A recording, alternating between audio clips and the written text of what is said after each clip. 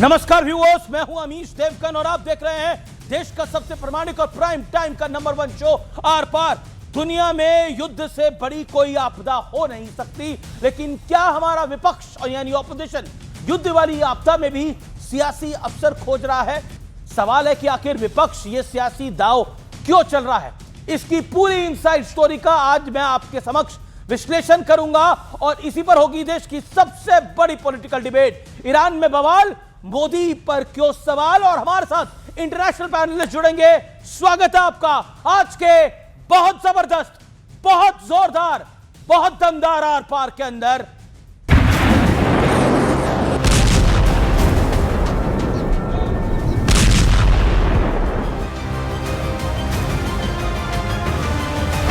विश्व में चल रहे अनेक तनावों को लेकर भारत की सोच स्पष्ट ही है।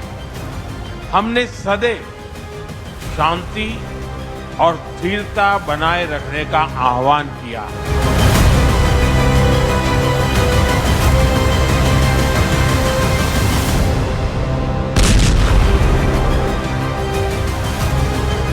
कम से कम प्रधानमंत्री नरेंद्र मोदी जी को सोनिया गांधी जी की सलाह की आवश्यकता नहीं है। उस आलेख में एक भारतीय दृष्टिकोण है। अधिकांश लोग सोशल मीडिया पे भी जाइए, लोग ये लिख रहे हैं, बोल रहे हैं। ऐसे मुबारक महीने में उन्होंने मिलकर ईरान पर हमला किया है।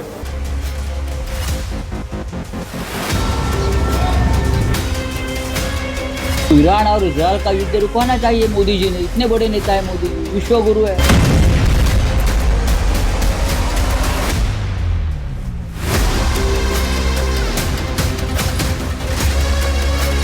हमारा दोस्त था ईरान, मौत के ऊपर दो शब्द भी ना बोल सके। देश को उम्मीद नहीं थी कि इतना कमजोर प्रधानमंत्री है।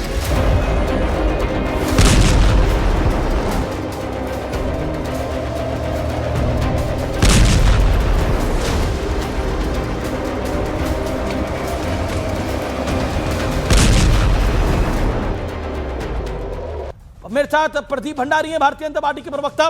मेरे साथ डॉक्टर रिजवान अहमद हैं, वकील हैं, सुप्रीम कोर्ट के पॉलिटिकल एनालिस्ट भी हैं, उनका अभिनंदन है। मेरे साथ प्रोफेसर सूरज मंडल हैं, लर्नड आदमी है, प्रवक्ता हैं कांग्रेस पार्टी के। फराज किदवई हैं, प्रवक्ता समाजवादी पार्टी के, उनका स्वागत है। आरजू काजमी मेरे साथ जुड़ रही हैं, जानी मानी पाकिस्तानी पत्रकार हैं। आज के जो इस समय हो रहा है इस रीजन के अंदर उस पर बात करने के लिए विवेक श्रीवास्तव मेरे साथ, नेता लेफ्ट, उनका भी स्वागत है। मैं इस चर्चा की शुरुआत करता हूं और सीधे तौर पर फराज किदवई आपसे ओपन करता हूं। देखिए अमीश जी, आज हो क्या रहा है इस दुनिया में कि आप इलेक्शन जीतने के लिए राष्ट्रवाद को ढाल बनाकर कुछ भी कर सकते हैं और अपने देश में इलेक्शन जीतने के लिए, सरकार बनाने के लिए वर्ल्ड वॉर भी करवा सकते हैं। देखिए ये बड़ा अच्छा मौका था। जैसे आप अक्सर देखते होंगे कि फैशन शोज होते हैं तो उसमें एक शो स्टॉपर की भूमिका होती है। तो हमारे पास आज की तारीख में जो विश्व गुरु जी हैं, उनके पास एक बहुत अच्छी भूमिका थी वॉर स्टॉपर की। अगर वो चाहते तो इस वॉर को रुकवा सकते थे, वॉर स्टॉपर बन सकते थे, जैसे कि उन्होंने रशिया और यूक्रेन की वॉर रुकवा दी थी। लेकिन पता नहीं क्या हो जाता है कि जिस देश में जब इलेक्शन होने वाले होते हैं, कभी वॉर स्टॉपर जी चले जाते हैं यूएस में और बोलते हैं कि अब की बार ट्रंप सरकार। इस बार जाकर के बेंजामिन नेतन्याहू के कान में पता नहीं क्या कह के चले आए, वहां अभी इलेक्शन होने वाले हैं। तो बेंजामिन नेतन्याहू भी जो है वो राष्ट्रवाद को ढाल बना करके इलेक्शन जीतना चाह रहे हैं। चाहे उनके अपने नागरिक मर जाएं, ईरान के नागरिक मर जाएं, गजा के नागरिक मर जाएं, लेकिन होता क्या है कि इनको देखिए सत्ता खाली हासिल करने का एक वो होता है। हमारे पास बड़ा अच्छा मौका था।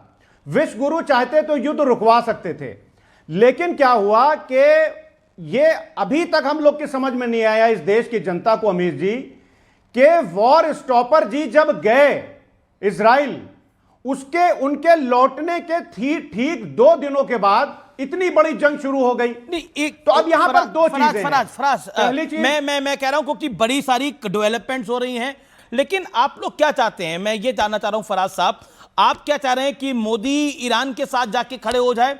ईरान जो यूएई पे अटैक कर रहा है, जो सऊदी पे अटैक कर रहा है, जो बहरीन पे अटैक कर रहा है, जो कुवैत पे अटैक कर रहा है, उसके साथ खड़े हो जाए? दैट्स योर, यही आपका विजन है? पहले तो अमीर जी, ईरान ना तो कुवैत पर अटैक कर रहा है, ना यूएई पर अटैक कर रहा है।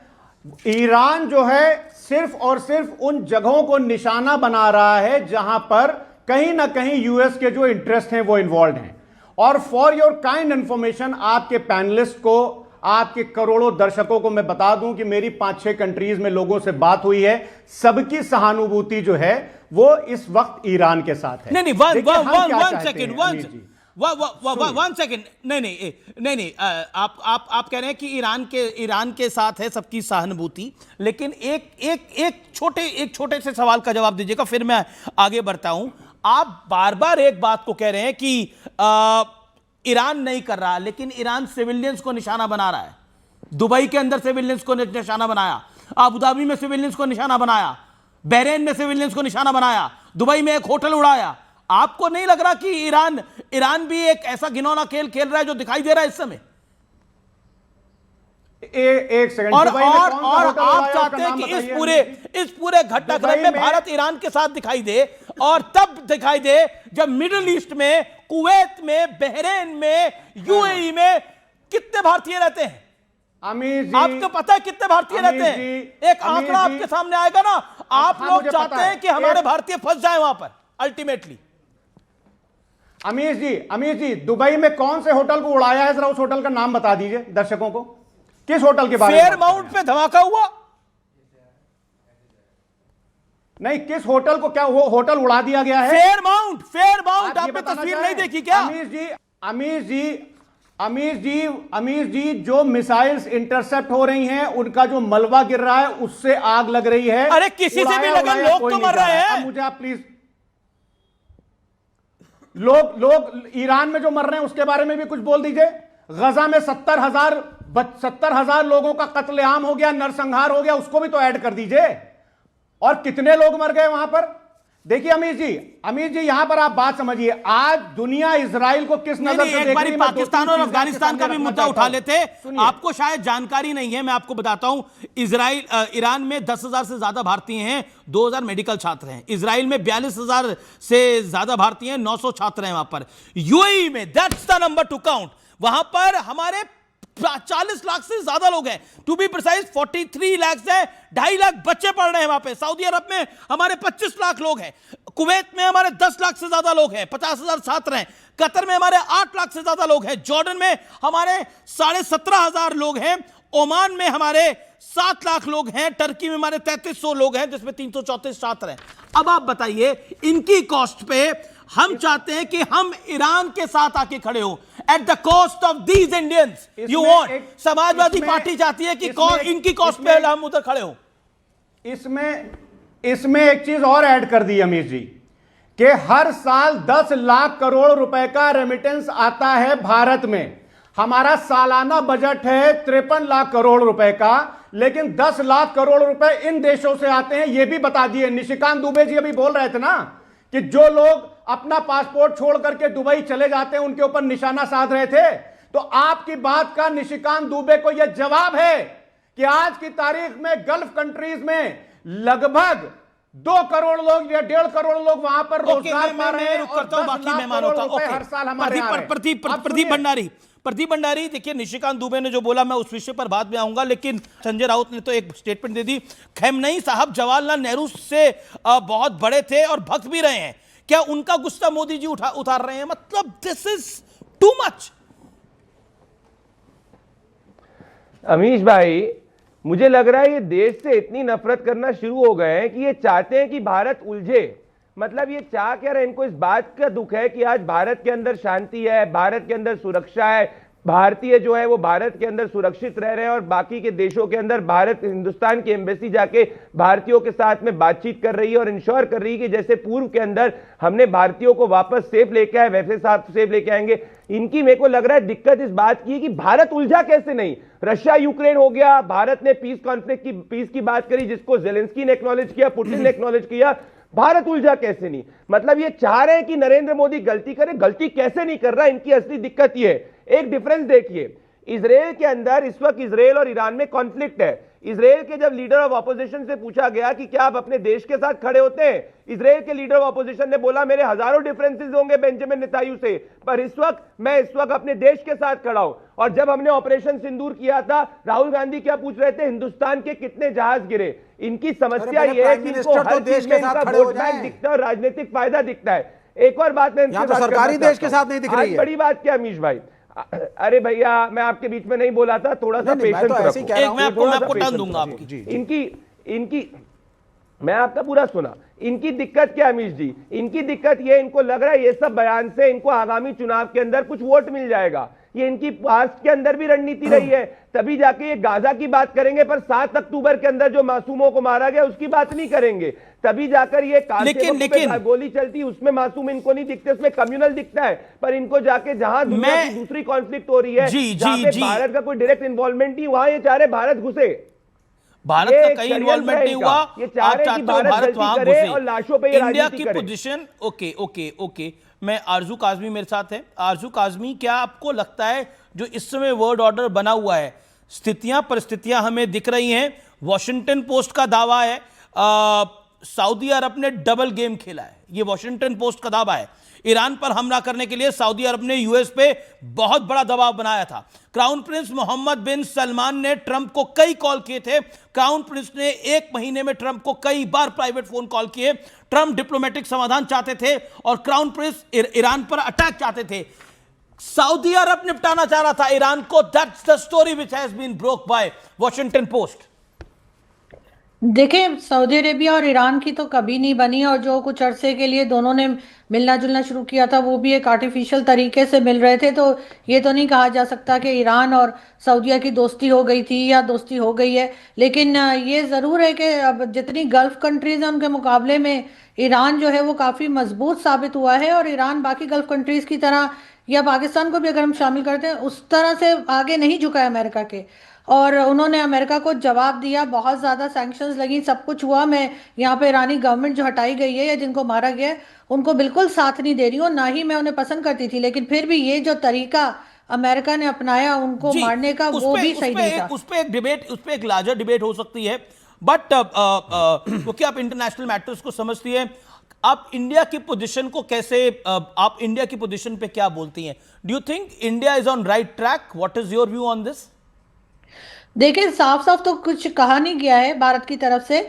आप लोगों ने ना तो ईरान को कहा है कि वो ठीक है, और ना ही आपने इजराइल को। जाहिर आपके दोनों से टर्म्स हैं, तो आपको बहुत ज़्यादा मेरे ख्याल बैलेंस रखना पड़ रहा है। लेकिन अभी तक कोई ऐसी स्टेटमेंट मैंने तो नहीं देखी जिसमें कि पीएम मोदी ने साफ साफ कहा हो कि ईरान पर अटैक गलत था, या जो ईरान ने उठकर सारी गल्फ कंट्रीज़ को टारगेट किया है वो गलत है। तो मेरा ख्याल है अभी चाहे पाकिस्तान हो या भारत हो, दोनों के लीडर्स ने कोई साफ किस्म की स्टेटमेंट नहीं दी है जिससे किसी को कुछ समझ में आए कि ये क्या चाहते हैं और किसका साथ दे रहे हैं। लेकिन आप लोग वैसे ज़्यादा जो है वो इजराइल की तरफ ही नजर आ रहे हैं, अगर एक न्यूज़ को देखा जाए या वैसे देखा जाए। इजराइल की तरफ ही नजर आ रहे हैं, और इसके स्वाभाविक कारण है।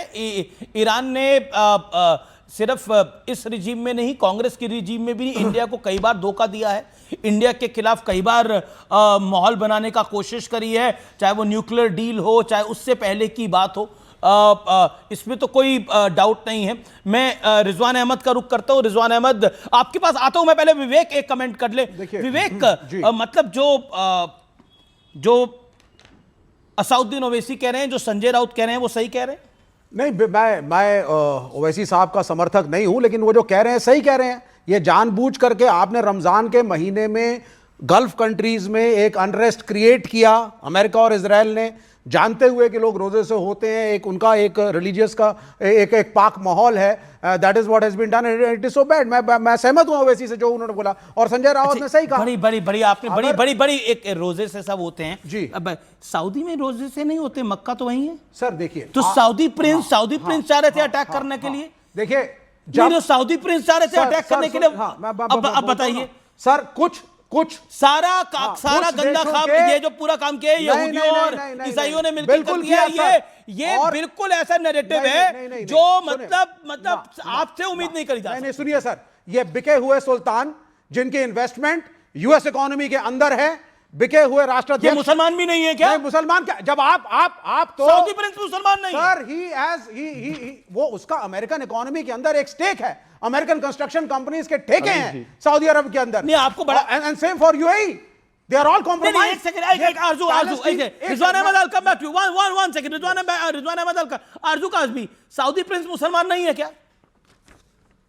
बिल्कुल है, क्यों नहीं है? जाहिर है कि सऊदी प्रिंस मुसलमान है और वहां पे मक्का मदीना भी है, तो इससे कौन अब इनकार ये कर लॉजिक, ये हमारे विवेक जी का लॉजिक कि जितने तरक्की करते हुए मुस्लिम मुल्क हैं वो सब गलत है, उन्हें तरक्की नहीं करनी चाहिए।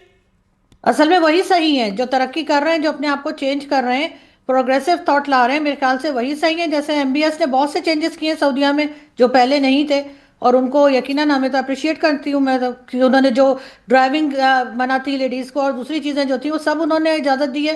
उन्होंने तो ये तक कहा है कि हम 5 साल में यूरोप बना देंगे, तो मेरे ख्याल है वो दुनिया के साथ चलना चाह रहे हैं। अब आप सुनिए आरजू, आप वेटरन जर्नलिस्ट हैं, lot of respect for you. अब आप मेरी बात को सुनिए, एक मुल्क के अंदर हालात अच्छे हैं या बुरे, सरकार में कौन रहेगा कौन नहीं रहेगा, सदर कौन होगा, वजीर आज़म नहीं, आपने बोला ये लोग बिके हुए हैं, बिके हुए पे रहना। अब अब आप टॉपिक बदल रहे हैं, अब आप टॉपिक बदल रहे हैं, बिके हुए पे रहना। मैं आ रहा हूं। और अब आप रमजान और रोजे की बात भी बदल रहे हैं। बिल्कुल नहीं सर, मैं क्या सऊदी अरब में लोग रोजे नहीं रखते क्या? रोजा रखने की क्या बात नहीं है। बहरीन में रोजे नहीं रखते क्या? दुबई में रोजे नहीं रखते? Let me counter. जो ग्रो कर रहा है आपको वही, आपको मुसलमानों में अफगानिस्तान पाकिस्तान नहीं पसंद है, ईरान ही पसंद है जो तरक्की नहीं कर रहा है। सुनिए, रिफॉर्म्स की बात अलग है, विमेन राइट्स की बात अलग है, चाइल्ड राइट्स की बात अलग है, लेकिन अगर आप ये कह रही है आरजू कि America and Israel are justified कि हम डिसाइड करेंगे पाकिस्तान का सदर कौन होगा, ईरान के अंदर हम जाएंगे, अमेरिका का क्या लेना देना ईरान के साथ? अब आप भाग गए लड़ाई इजराइल और उससे, अब आप भाग गए उस टॉपिक से, अब भाग गए। So is UAE. सऊदी अरब इस कॉम्प्रोमाइज अमेरिका के, अरे जो अपनी तरक्की, ओके आरजू जो अपनी तरक्की के बारे में सोच रहा है वो कॉम्प्रोमाइज है। सबको अफगानिस्तान पाकिस्तान और ईरान जैसा बन जाना चाहिए। होल्ड ऑन, ऑडियोज डाउन, नहीं ऑडियोज डाउन, नहीं ऑडियोज डाउन। मैंने हरगिज ये नहीं कहा कि इजराइल और अमेरिका सही है। इजराइल और अमेरिका बिल्कुल गलत हैं, उन्हें कोई हक नहीं पहुंचता कि वो जाकर किसी की कंट्री में कोई चेंजेस नहीं, चाहे वो सही क्या है। सऊदी अरेबिया कॉम्प्रोमाइज है? क्या जॉर्डन कॉम्प्रोमाइज हो गया है? क्या यूएई कॉम्प्रोमाइज हो गया है? देखिए ये सारी गल्फ कंट्रीज तो ये आपका विचार हो सकता है, शांति रखिए। अब आप आरजू इतना चिल्ला नहीं रही। ये सारी गल्फ कंट्रीज जो हैं ये तो अमेरिका के साथ मिली हुई हैं, इनका तो हिम्मत ही नहीं है कि अमेरिका के आगे उठ सके। ईरान में कम से कम ये हिम्मत तो थी, जितने मर्जी सैंक्शंस लगे, लेकिन आरजू ये बात तो सच है ना कि क्या तो अफगानिस्तान पाकिस्तान की तरह आप हो जाओ, जहां तरक्की नहीं हो पा रही है, जहां लोन लेने पड़ रहे हैं, स्थितियां खराब है। लेकिन ईरान पे अटैक करने का राइट तो फिर भी नहीं होता ना अमेरिका को, ईरान नहीं, एक सेकेंड, नहीं देखिए आरजू आप you have a right to your, आपका अपना राइट है अपनी बात को रखने का। ईरान पे कोई राइट, ईरान ने 34 वहां पे 40,000 लोगों को निर्मम हत्या कर दी, राइट नहीं होता। मैं रिजवान अहमद को लेके आना चाहता हूं इस चर्चा के अंदर। Rizwan Ahmed, now this is very important, then I will go to Congress also. Rizwan Ahmed, your point on this. जी हाँ, सबकी सुननी बड़े आराम से सुनी है। मैं जब बोलूंगा बड़े आराम से बोलूंगा, सब आराम से सुने, कोई बीच में बोलेगा तो छुट्टे ही बदतमीजी करूंगा। जी अब आप सुनिए, शुरुआत में हमारे किदवाई साहब ने बोला कि जैसे मोदी जी और नेतन्याहू जी राष्ट्रवाद को ढाल बनाते हैं। अमीश भाई, कुछ लोग जिहाद को, आतंकवाद को, पत्थरबाजों को और तुष्टीकरण को ढाल बनाते हैं। यस। तो अगर मुझे चॉइस मिलेगी तो मैं राष्ट्रवाद को ढाल सही मानूंगा, आतंकवाद को, पत्थरबाजों को, तुष्टीकरण को ढाल नहीं बनाऊंगा, पहली चीज।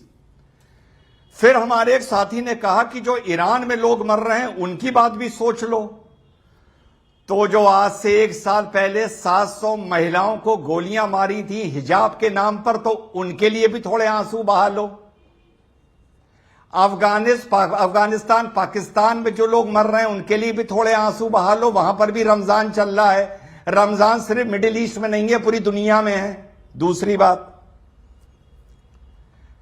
आरजू काज़मी ने कहा कि ईरान के खिलाफ, इजराइल के खिलाफ आप तो साथ खड़े, लेकिन ईरान के लिए आप बोलते हुए नजर नहीं आ रहे हैं, यानी भारत नजर नहीं आ रहा है।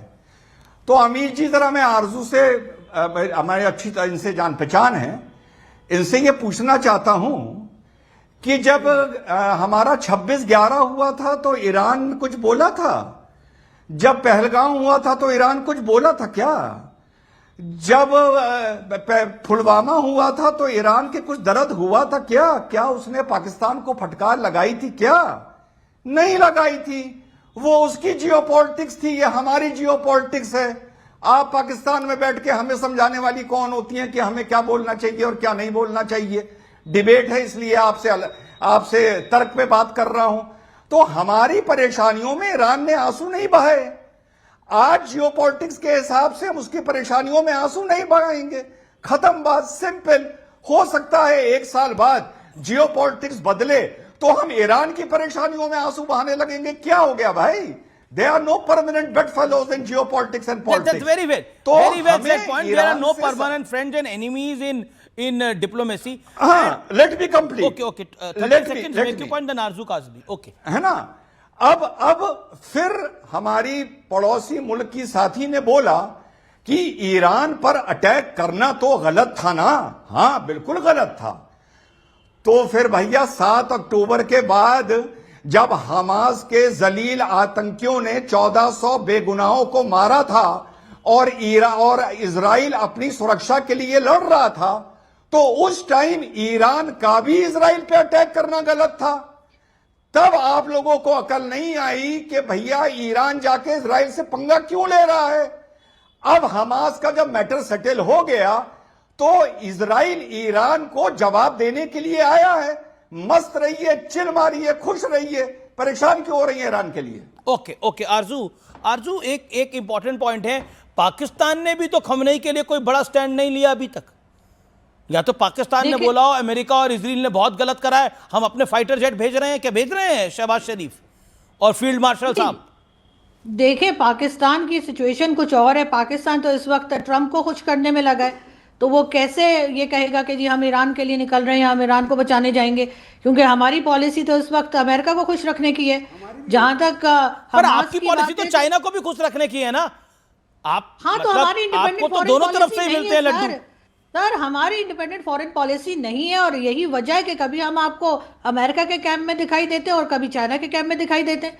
जिस दिन इंडिपेंडेंट फॉरेन पॉलिसी होगी शायद कोई सही फैसला कर सके। इस वक्त तो बिल्कुल गलत चल रही है इंडिया की पॉलिसी। इस पे तो आप एग्री करेंगे, इस पे तो डिसएग्री करने का कोई सवाल ही। इंडिया की पॉलिसी इज क्वाइट बहुत फ्री है। हम अंडर प्रेशर कोई नहीं काम करते। चाहे नहीं, एक सेकेंड, लेट हर आंसर। आप चाहे कांग्रेस की रिजीम रही हो, चाहे बीजेपी की रिजीम रही हो, हमारी लगभग पॉलिसी काफी इंडिपेंडेंट रही है, स्पेशली इन मोदी। 30 सेकंड एक second, I give you chance for आरजू। देखिए, वो बात तो ठीक है, आपकी इंडिपेंडेंट फॉरेन पॉलिसी। हम तो हमेशा से ये कहते हैं कि आपकी क्योंकि इकोनॉमी बेहतर है तो आप लोग उस तरह से मजबूर नहीं है जैसे पाकिस्तान है, तो उससे तो कोई हम बिल्कुल उसको कंपेयर कर ही नहीं सकते। आपकी independent foreign policy, we have a leader like Modi. मैं तो अब ये तो देखिए, ये तो पूरी टीम का काम होता है ना, सिर्फ अकेले मोदी जी की तो नहीं है। उनके साथ जाहिर है कि डॉक्टर जयशंकर भी हैं और भी कई लोग हैं, तो मिलकर आप लोग करते हैं आपकी अंडर। ये देखिए, मैं तो पाकिस्तान के सोशल मीडिया को देख रहा था, वो कह रहे कि मोदी हमारे पास भी भेज दो कुछ दिनों के लिए, लेकिन हमारे देश की भी जून सुधर जाए। लेकिन देखिए, अभी इस वक्त जो आप लोग कर रहे हैं, आपने बिल्कुल इजराइल को कुछ नहीं कहा, बिल्कुल उसी तरीके से जैसे पाकिस्तान की आवाज नहीं निकल रही अमेरिका के आगे, तो आप भी इजराइल को गलत नहीं ठहरा रहे। जो गलत है उसको गलत कहिए। आप लोग तो मजबूत लोग हैं, आपकी तो इकोनॉमी भी हमारी तरह। अमित जी 30 सेकंड। ओके, रिजवान अहमद जी। अमित जी, जब इस देश में कारगिल हुआ था, ये इजराइल वो देश है जिसने हमारी मदद की थी उस टाइम गाइडेड मिसाइल्स देकर। ईरान ने उस दिन क्या किया था? कुछ नहीं किया था। जियोपॉलिटिक्स के हिसाब से हम अपना स्वार्थ देखेंगे, सही और गलत नहीं देखेंगे। ये हमारा काम नहीं है। हमें अपने दोस्त को देखना है जिसने हमारी मुसीबत में मदद की थी। लेकिन रिजवान, लेकिन ये रमजान के पाक महीने में जिस तरह से हो रहा है, सऊदी चाहता था ईरान पर हमला कराना और ईरान ने बाकी इस्लामिक मुल्कों पे हमला कर दिया। ये तो भेद खुल गया ना। जी, इसका भी जवाब सुन लीजिए। अभी विवेक भाई बोल रहे थे, माशाल्लाह बड़ा अच्छा लगता है देख के, मुसलमानों से ज्यादा मुसलमान है वो। उन्हें रमजान की बड़ी फिक्र है विवेक भाई को। कितने रोजे रखे ये मुझे नहीं पता, ये मुझे नहीं पता कितने रोजे से हैं वो मुझे नहीं पता। पहली चीज, एक बात बताइए, रमजान का वास्ता देकर ये एक दूसरे को मारने की पाबंदी क्या मुसलमानों पर भी लगती है कि भैया मुसलमानों को भी ना मारो, या सिर्फ काफिरों पे लगती है? अरे जब रमजान में मुसलमान को मार रहा है तो थोड़ा बहुत यहूदियों ने मार लिया तो क्या फर्क पड़ गया यार? अमेरिकियों ने मार दिया तो भी कोई फर्क नहीं पड़ता, कोई किसी को मारे कोई फर्क नहीं पड़ता। बिल्कुल नहीं पड़ा, बिल्कुल नहीं पड़ा। बस हम क्या प्रॉब्लम है? बिल्कुल नहीं पड़ा। कंट्री बन चुके हैं। आरजू अभी क्या कह रही हैं? आरजू कह रही है साहब हमारी तो इकोनॉमिक्स खराब है तो हमें तो अमेरिका को राइट साइड पे रखना पड़ रहा है। आपकी क्या कमजोरी है? आप विश्वगुरु हैं, आप कहते हैं साहब बहुत बड़ी अपनी इकोनॉमी है हमारी। संजय रावत भी यही कह रहे हैं, विश्वगुरु हो तो जाकर के कुछ बोलो या तो कॉम्प्रोमाइज करवाओ। आप क्यों अमेरिका से डर रहे हैं? Why are we compromised? Because we are compromised. Trade deal से लेकर के हर चीज में आप कॉम्प्रोमाइज हैं। आप डोनाल्ड ट्रंप की जो जियोपॉलिटिकल नीति है आप उसके मोहरे हैं और अपनी मर्जी से बने हैं। ऑनरेबल प्राइम मिनिस्टर गए इजराइल, क्या इनको मालूम नहीं था क्या होने वाला है? किस चीज का अवार्ड लेकर के आए थे आप? आपको सब मालूम था। You had already taken your sides. और मॉरली आपने इस मुल्क को, जिसमें कहा जाता है कि मर्यादा पुरुषोत्तम राम थे, मर्यादा पहले नहीं बिल्कुल ये वही भाषा है जो बीजेपी यूज करती है। शिवाजी, महाराणा प्रताप, ये लोग इन लोगों ने कूटनीति नहीं अमित जी इन्होंने कैरेक्टर को समझा। ओके और रिजवान का जवाब सुन लेते हैं। मोदी ने कैरेक्टर को नहीं समझा। Then BJP and Congress. Okay Rizwan. Amit ji मुझको प्लीज जाना है, सिंसियरली जाना है, पर एक बात कह के जाता हूं विवेक भाई को। जैसा मैंने बोला अमित जी, पुलवामा में लोग मरे, 26/11 में मरे, पहलगांव में मरे, कितने आतंकी हमलों में इस देश में मरे। हमने विवेक भाई के भारतीयों के मरने पर इतना दर्द नहीं देखा जितना ईरानियों के मरने पर दर्द देख रहे हैं। अरे भैया ये बताओ कौन से देश की नागरिकता है और कौन सी मानता को मानते हो? कभी मुसलमान लगते हो, कभी ईरानी लगते हो, कभी हिंदू भी लग जाओ, कभी हिंदुस्तानी भी लग जाओ। मैं नहीं चाहता, मुझे नहीं पसंद जिस तरीके से इमरान खान को पाकिस्तान में उठा के जेल में डाला अमेरिकन प्रेशर में, और अमेरिका निर्णय लेगा कि यहां पर तो पहले के भारत में लोग मर रहे हैं उनके लिए भी आंसू बहालो ना। मैं चाहूंगा जो भारत में लोग मरते हैं उनके लिए अगर कभी तुम्हें रोता हुआ मोदी को चैलेंज किया, हम अमेरिका हम अपने प्राइम मिनिस्टर जो भारत ये में लोग आपको मरते हैं एक बात बताइए, तुम्हें रोता आज तक नहीं देखा। प्राइम मिनिस्टर नहीं आपके अनुसार हमें ईरान के साथ एकदम गलबैयां बना लेनी चाहिए, हमें टर्की के साथ हो जाना चाहिए, हमें चाइना के, हमको हमारी देखिए ये जंग हमारी नहीं है, भारत की ये जंग नहीं है, भारत की जंग नहीं है सर। पैलेस्टीन है आपकी जंग तो लेकिन वाजपेयी का स्टैंड था, नेहरू तो मोदी का भी स्टैंड है। मोदी का सरकार था। ओके सूरज मंडल, प्रोफेसर सूरज मंडल काफी देर से इंतजार कर रहे हैं, उनका मैं रुक करता हूं। Suraj Mandal, I am quoting what Sanjay Raut said, what Imran Masood said, your member of parliament. वो सेड हमारा दोस्त था ईरान, मौत के ऊपर दो शब्द भी ना बोल सके। किस कदर डरे हुए हैं हम लोग अमेरिका से, ऐसा डरा हुआ प्रधानमंत्री देश को मिला है, ये कहना है उनका। सब लोग आप बोल रहे हैं कि हमारा ईरान दोस्त था। मैंने थोड़ा इतिहास निकाला, मैं इतिहास निकालता हूं। आपकी सरकार रही, ईरान ने बड़ा साथ दिया होगा आपका। 1965 और 71 का भारत और पाकिस्तान का युद्ध, ईरान ने पाकिस्तान का खुलकर समर्थन किया, हथियार, लॉजिस्टिक और पॉलिटिकल सपोर्ट दिया, भारत के एक्शन को एग्रेशन बताया, आक्रामक बताया। 80 के दशक में कश्मीर पर पाकिस्तान के रुख का समर्थन किया। 2008 के मुंबई हमले में पाकिस्तान को क्लीन चिट दी, तब आपकी सरकार थी और आपकी सरकार ने बवाल काटा था। और आज आप कह रहे हैं हमें अपने उस दोस्त के साथ नहीं खड़ा होना चाहिए इजराइल, जिसने हमारा हर बुरे वक्त में साथ दिया, और हमें ईरान के साथ खड़ा होना चाहिए। मैंने सारी चीजें आपकी सरकार की कोट करी हैं, आपके दौर की। देखिए आप भूल गए कि बिल्कुल जब डॉक्टर मनमोहन सिंह को पेट्रोल के लिए जब मिलना पड़ा था ईरान में से, तब क्या हुआ था। लेकिन चलिए पहले हम बताते हैं कि हमारा देश संविधान से चलता है, और संविधान का आर्टिकल 51 बहुत ही निष्पक्ष और सही ढंग से इसकी विश्लेषण करता है कि किस प्रकार से अंतर्राष्ट्रीय संबंध बनने चाहिए। हमने ये कहा कि जो एक मिलिट्री द्वारा टारगेटेड हत्या की गई है, उस हत्या की निंदा करनी चाहिए, तो कम से कम एक शोक संदेश तो देने की हैसियत और हिम्मत तो भारत की है, वो भी नहीं दिख रही थी। उसके बाद आपने देखा कि किस प्रकार से तमाम अमेरिकी जो दबाव के अंतर्गत, पहले हमने जो चाबहार पोर्ट है उसको छोड़ा, उसके बाद जो है आप तुरंत बता रहे थे कि इजराइल के संसद में विपक्ष जो है वो नहीं का क्या हुआ अभी जब प्रधानमंत्री गए विपक्ष ने वहां वॉकआउट किया। इतना बड़ा अपमान किसी भी देश के प्रधानमंत्री का कभी नहीं हुआ होगा। और वहां गलत जानकारी दे रहे विपक्ष ने वॉकआउट नहीं किया और वहां से नेतन्याहू के लिए विपक्ष ने वॉकआउट किया और सुन लिया वो वापस आगे आप वाजपेयी जी का वो भाषण को सुनाइए। जवाब सुन लेते हैं प्रदीप भंडारी इजराइल के बारे में Pradeep Bhandari let Pradeep Bhandari make his point. Mister Bhandari. Amish भाई नहीं आप मेरा पॉइंट तो सुनेंगे इस वक्त दिल जो है वो जाग रहा है। मैं इनसे पूछना चाहता हूं 2005, 2006 और 2009 में इनकी जब सरकार थी तो क्यों जाकर इन्होंने IAEA के अंदर ईरान के खिलाफ वोट किया? क्या अगर ऐसी बात है तो जरा जवाब दे दो। और आप जरा ऑयल की बात मत करो, ये रहा तुम्हारी स्थिति। ये तो पाकिस्तान के थ्रू हमारी ऑयल की पाइपलाइन लाना चाहते थे। 2008 में कांग्रेसियों की ऐसी स्थिति थी कि वो चाह रहे थे भारत की पूरी ऑयल की रिफाइनरी कांग्रेस से ये पाकिस्तान पर डिपेंडेंट रहे।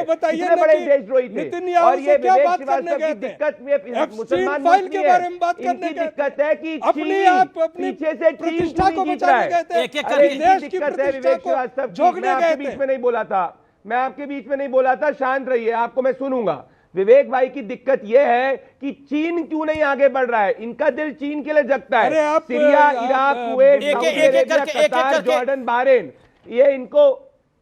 अमीश भाई, विवेक जी ने बोला कि भाई ये रमजान के समय पे हुआ है, तो विवेक भाई से पूछता हूं Syria, Iraq, Kuwait, Saudi Arabia, कतार, जॉर्डन, बहरीन, क्या आज आप कहते हैं कि ये गैर मुसलमान देश है? आपकी असली चिड़ ये है कि मैं वर्ड ऑर्डर पे भी आऊंगा। इसको बिल्कुल डोमेस्टिक पॉलिटिक्स में बिल्कुल ना उलझाए। Suraj Mandal, okay professor Suraj Mandal from Congress. Okay mister Bhandari, hold on. Professor Suraj Mandal, make your point, 40 seconds. हाँ जी, मैं आपसे सिर्फ ये अर्ज कर रहा था कि भारत एक हमेशा से पूरे विश्व में शांति चाहा है, लेकिन अभी जो प्रधानमंत्री इजराइल गए वो किस आधार पे गए और उन्होंने क्या वहां से प्राप्त किया? क्या उनकी इंटेलिजेंस सवाल तो ये भी है कि नेतन्याहू से क्या बातचीत थी कि उनको मिस्टर भंडारी होल्ड ऑन, मैं आपको टाइम दूंगा। वो एक तगमा लेने के लिए वहां गए थे और उस तगमे से क्या मिला है पूरे भारत को? हम देख रहे हैं कि पूरे भारत की प्रतिष्ठा इसमें दांव पर लगी हुई है। कैसे भारत दांव पर लगी? भारत अग्रेसर नहीं है, भारत पर अटैक नहीं हुआ है, भारत की प्रतिष्ठा कैसे दांव पे लग गई है? जरा समझाइए मिस्टर मंडल, भारत की प्रतिष्ठा कैसे दांव पे लग गई? कि आप, मैं बता रहा हूं ना, क्योंकि आप एक शब्द अपनी ओर से नहीं, आप उठा के देखिए मिनिस्ट्री ऑफ एक्सटर्नल अफेयर्स क्या बोल रहा है। एक ऐसे 3 लाइन का स्टेटमेंट है। उन्होंने ये भी नहीं mister Bhandari, Pradeep Bhandari, let mister Bhandari respond. Okay Pradeep. Amish भाई, मैं इनसे जानना चाहता हूं, जब कांग्रेस की सरकार थी, जरा इनका एक्सप्लिसिट स्टेटमेंट दिखा दीजिए किसी भी कॉन्फ्लिक्ट के अंदर। ओपन चैलेंज है। हमने एमईए ने तो स्टेटमेंट दिया कि country should respect territorial integrity and sovereignty. बराबर गलत जानकारी रखते हैं। बढ़कर कोई नहीं बोल सकता है। चाहते हैं भैया, आप ज्यादा मत बोलिए, मैं आपके बीच में नहीं बोला, आपको स्पेसिफिक। एक सेकंड प्रोफेसर मंडल, शांति, आप आपके टाइम पे नहीं बोले, वो आप गलत बात बोल रहे हैं। कोई गलत नहीं बोल रहा हूं, मैं माफी मांगूंगा अगर मैं गलत बोल रहा हूं। वाजपेयी जी का एक audio down, okay Pradeep Bhandari, Vajpayee ji का ही वीडियो चला दीजिए। अरे भैया सुनो मेरी बात ध्यान से।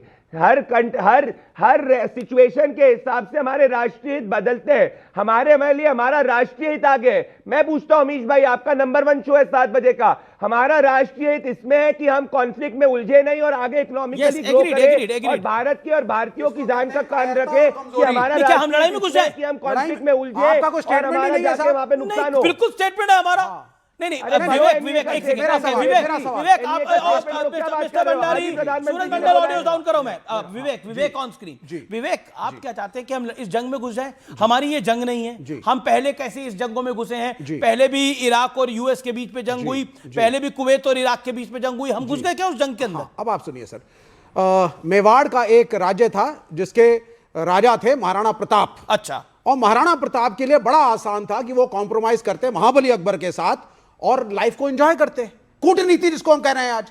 लेकिन उन्होंने कहा कि नो, मेरे हिसाब से कैरेक्टर इसमें है कि मैं अधीनता नहीं स्वीकार करूंगा और मैं युद्ध करूंगा, चाहे हार हो या जीत, मृत्यु हो या जीवन, कहां है वो आदर्श आज भारत का? एक सेकेंड, अभी आज आप भारत के आदर्श को राम, महाराणा प्रताप, पता नहीं किन किन की राष्ट्रवादी प्रदीप भंडारी तो राष्ट्रवाद सुना दिया। बेवकूफी में राष्ट्रवाद नहीं है, बेवकूफी में राष्ट्रवाद नहीं है। ये बेवकूफी आप चाहते हैं भारत आग में जल जाए, कहते हैं सर, यू आर कॉम्प्रोमाइज। ये तो कोई नहीं कह रहा, यू आर नथिंग। आप अमेरिका के मोहरे बन गए हैं।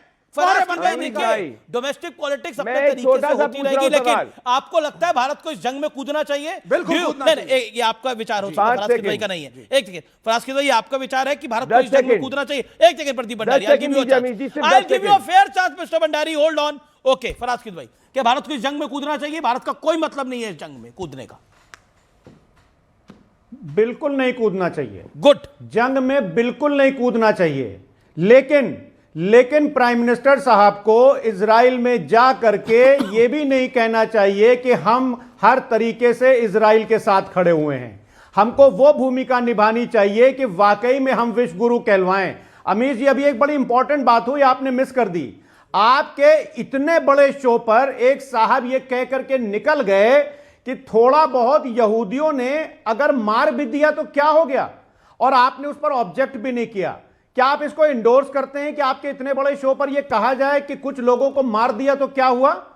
क्या मतलब किलिंग को जस्टिफाई किया जाएगा? किलिंग को किसी तरीके से जस्टिफाई नहीं किया जा सकता, किसी को जस्टिफाई नहीं किया जा सकता। लेकिन रमजान तो पूरे दुनिया में चल रहा है ना। रमजान कोई अकेला ईरान में तो चल नहीं रहा था, यूएई में भी रमजान है, रमजान का पाक महीना है, सऊदी में भी है। मतलब यहां कहा जा रहा है कि सऊदी अरब कॉम्प्रोमाइज्ड कंट्री है, यहां कहा जा रहा है यूएई कॉम्प्रोमाइज्ड कंट्री है। सब अमेरिका के पिट्ठू हैं और सब अमीर जी, अरे अपनी तरक्की को कोई देखेगा ना? कॉम्प्रोमाइज कंट्री है तो लेफ्ट की तरह बर्बाद हो जाए। सऊदी अरब कॉम्प्रोमाइज कंट्री है, कोई स्टैंड नहीं। अमीर जी, सऊदी अरब कॉम्प्रोमाइज कंट्री है। क्योंकि एक जगह फराज कुछ कह रहे हैं। जी फराज बोलिए फराज। अमीर जी, सऊदी अरब कॉम्प्रोमाइज्ड है आज की तारीख में अमेरिका के हाथ। यस, मुझे ये कहने में कोई गुरेज नहीं है। क्या करें? मतलब और दूसरी बात आप लोग क्या विचार क्या कर रहे हैं? सऊदी अरब बर्बाद हो जाए, मतलब यूएई बर्बाद हो जाए और अपना हाल अफगानिस्तान टाइप कर ले, ऐसा थोड़ी होता है। जवाब तो देने दीजिए सर। मैं बिल्कुल दे रहा हूं, मैं आरजू का गुलामी करे।